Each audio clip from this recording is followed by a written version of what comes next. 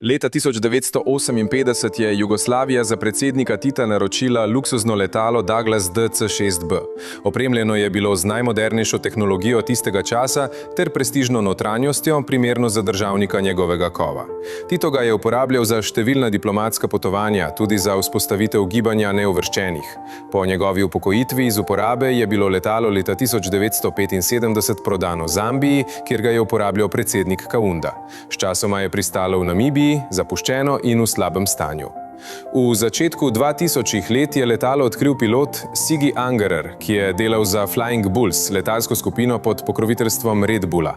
Letalo so prepeljali v Salzburg in ga v naslednjih letih v celoti obnovili. Danes ta DC-6B velja za enega najbolj skrbno obnovljenih letal na svetu. Je osrednji eksponat zbirke Flying Bulls in redno sodeluje na letalskih predstavah po vsem svetu.